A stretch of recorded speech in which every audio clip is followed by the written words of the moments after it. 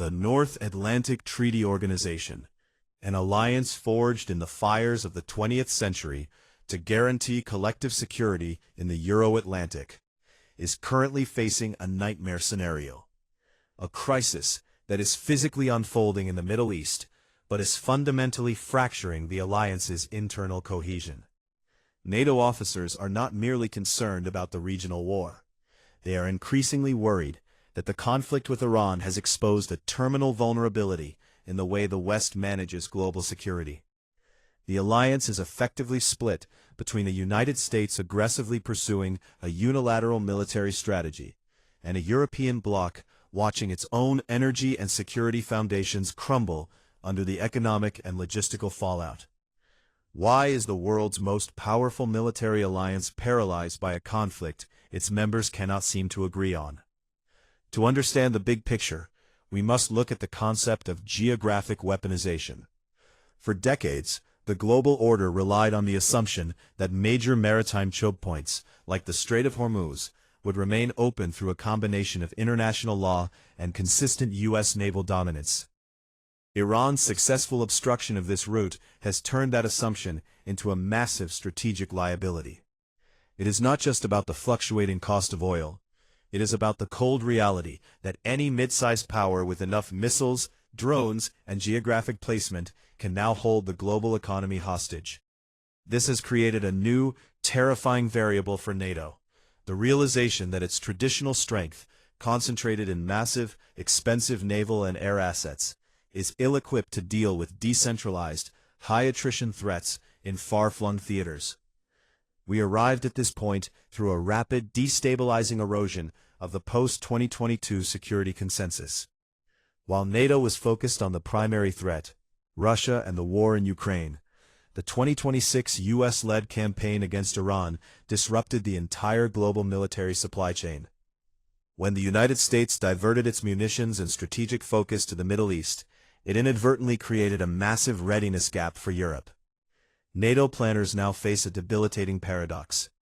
They are being pressured by the U.S. to contribute to maritime security in the Gulf to lower energy prices, while simultaneously being told by the same U.S. administration that American troop commitments to Europe are being drawn down to prioritize Pacific and Middle Eastern interests. This is an economic and military squeeze that forces Europe to choose between its own immediate energy survival and its long-term strategic reliance on Washington.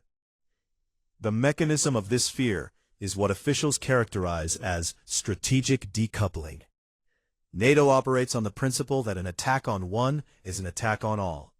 However, Iran's strategy of using covert operations, cyber-sabotage, targeted harassment of dissidents, and drone-based threats directly inside European cities has created a gray zone where the formal Article 5 collective defense trigger is effectively useless. These are not conventional invasions. They are persistent, low-level escalations that undermine public confidence in government stability. For a NATO officer, this is the ultimate operational headache. How do you deploy a massive military alliance against an adversary that is fighting via proxy, digital, and intelligence-led subversion? The alliance was built to stop tanks, not to hunt sleeper cells or counter drone swarm attacks in an urban environment. The consequences of this paralysis are beginning to manifest in the defense budgets of every European state. Winners in this new climate are domestic European defense manufacturers who are finally seeing the political will to buy local instead of waiting for U.S. exports that are being diverted to the Middle East.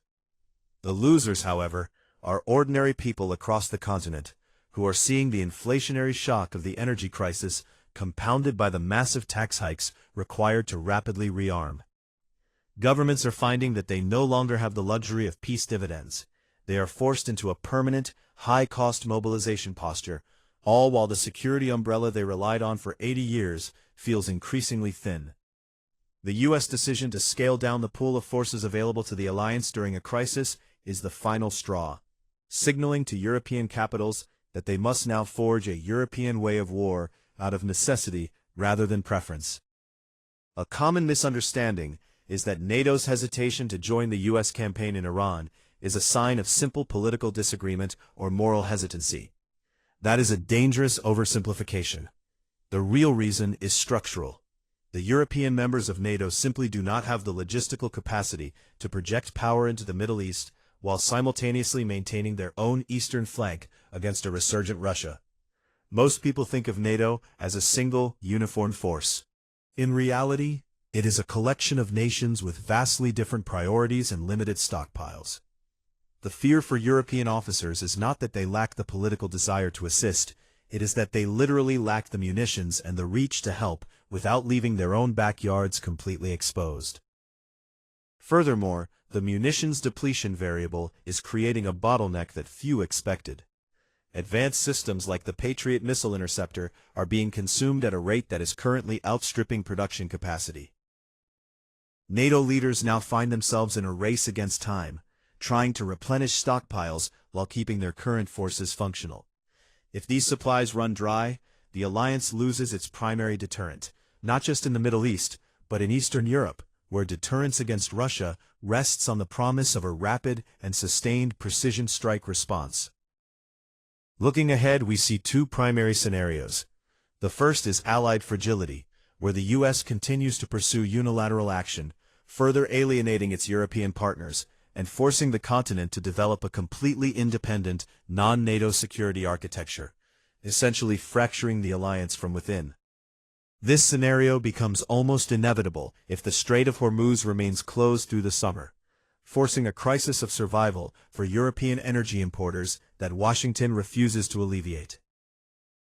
The second scenario is strategic realignment, where NATO undergoes a painful but necessary shift, focusing on regional resilience, domestic missile defense, hardened cybersecurity, and autonomous internal supply chains, rather than trying to police the entire globe. This would require a level of political and financial integration that the alliance has historically been unable to achieve. We are left with a quiet, uncomfortable reflection. The Iran conflict has proven that the security era the West enjoyed since the end of the Cold War was a fragile luxury. The threat is no longer just a clear, visible army across a border. It is a complex, networked reality where energy security, cyber attacks, and local conflicts are all inextricably linked. As NATO officers scramble to prepare for the July summit in Ankara, they are not debating tactics, they are debating the very survival of their shared vision. If the alliance cannot bridge the widening gap between American unilateralism and European vulnerability, the most powerful military force in history may find that its biggest threat was never an external enemy, but its own inability to act as one. When the dust finally settles on the Persian Gulf, will NATO still be the bedrock of Western security, or will it have become a collection of nations standing alone in a much more dangerous, fragmented world?